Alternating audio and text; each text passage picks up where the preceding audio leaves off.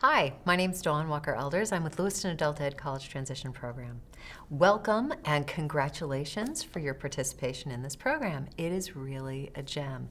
This is a terrific opportunity for you to take some time just for you to get yourself in that groove of being a student again, of focusing on what it takes to be a successful student.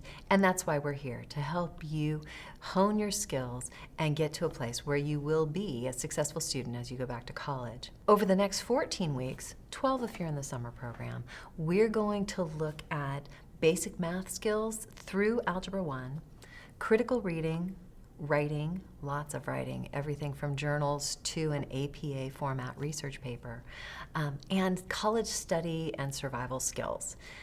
What I really think of as life survival skills, because they include everything from goal setting to time management, stress management, note-taking, all of those things that you need certainly to be a successful student, but things that I find I employ in my life all the time. We're going to work on all of those things, and we're going to do that in class, and you're going to do it outside of class. To get here, you took a test called the CASAS, and you had scores in math and reading. To be invited to participate in college transition, you had to meet a certain level of aptitude in both of those areas. And so we invited you to participate and asked you which of the sections you wanted to participate in. You may have chosen the Tuesday, Thursday morning class, you may have chosen the Wednesday 9 to 3 class, or you may have chosen the Tuesday, Thursday evening class. Whichever of those classes you chose to participate in, we need you to participate in that class fully, which means showing up. One of our expectations of all students in college transition is that they make it to all 6 hours of class each week. We know that sometimes things come up, that maybe there's an emergency or that you're ill. We ask, if that's the case, that you go that extra step to find time to make up your time in one of the other sections so that you're giving yourself and your education the priority that it needs for you to be successful. We also ask that if you're going to miss class, that you give us a heads up, that you call that day, certainly. If you know ahead of time you're going to miss class because of something that you couldn't reschedule, please let us know as soon as possible. But call. The phone number is 753-6420, and you probably have it written in a few places already, but just in case, it's there. If you're going to miss class more than 2 times within 1 month, we will probably ask you to consider dropping the class for the time being and coming back the next term, because usually what it means if somebody misses more than 2 classes within a month is that their life is not in a place where they're able to focus on their schoolwork right now. So don't show up after that. Talk to us, but know that that might be the best option for you. We also expect that when you're here, when you're in class, you are here 100%. So we ask that you not use your cell phone during class, that you in fact turn it down so that you're not distracted by it either. Let your friends and family know that you're not available during class hours. And then during break time or during lunch or after class, certainly you can call people back to check in. But while you're here, be here. Be here 100%. In fact, when you arrive, be ready to go. We do ask, too, that you keep an open line of communication between yourself and the instructors, the guidance counselor with Lewiston Adult Ed, so that if you have questions or concerns, we know and we can do something about it, because we can't do anything about those questions or concerns that we don't know anything about. So if you run into a bump, talk to us. Let us know so that we can help you out. When you arrive, certainly part of being here and being ready to go is being here mentally, but also being here physically and being ready to go physically. That means having a binder or a notebook for you to take notes in, having folders or dividers if you're using a binder, because we do hand out papers that you'll want to keep track of. So being physically ready that way, making sure you always have a pen and a pencil, because we always do math in pencil. Always have both. And then having that can-do attitude that says, I can do this, I can be successful, because success comes in cans and not in can'ts. Think about what success means to you. What is success going to look like to you? What's it going to feel like to you? And then once you have it in your head, talk to the people in your life. Talk to your family. Talk to your friends. Talk to your coworkers. What does your success look like, and how do they play into that? How can they support you in that? Your kids are going to want to know. If you have children, they're going to want to know what you're doing and how they can help. And you may need to tell them, you can help me by studying quietly next to me or by going with Auntie so that I can study in quiet alone, or whatever it is. Tell folks how they can support you. Ask folks to support you. Maybe you need somebody to run errands for you, or to do childcare or elder care if you take care of an older family member. Something that we know about successful students is that they set priorities that allow them to focus on their schoolwork. They make schoolwork a priority for them. Sometimes we think of our schoolwork as, oh, it's just for me, and I've got to take care of my kids or my mom or whoever it is that you feel like you have to take care of. And certainly you do. But if you've decided to go back to school right now, then you also have to take care of that.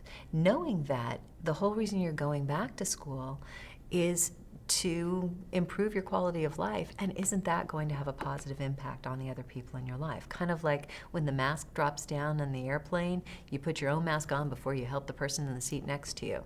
Same kind of thing. Set that priority. And then plan to study everywhere, because that's what successful students do. They study everywhere and anywhere, while they're waiting for their laundry, while they're riding a bus, while they're waiting for an appointment, while they're waiting for their kids. Even while they're standing in line at the grocery store, they're quizzing themselves on their times tables. So do that. Take advantage of that. Make it a game. Make it fun for you. Successful students get organized. They use their binders and their notebooks and their folders. They make folders on their computer to keep papers and keep copies of assignments. They use calendars, and not just to keep track of what happens on given days, but to break down given days so that they let people know in their circles when they're going to be in class, when they're going to be studying. Treat studying just like it's an appointment. So use that calendar to schedule it in. It's also going to help you in meeting deadlines, because successful students meet deadlines. And they meet deadlines turning in neat work, tidy work, work that's worthy of them. You don't want to turn in work that looks like junk, because you're worth more than that. So turn in good-looking work, well thought out work. Successful students take notes. They take good notes and they use them. They speak up in class, they participate in class, they study together, they test themselves, and they do more than is asked.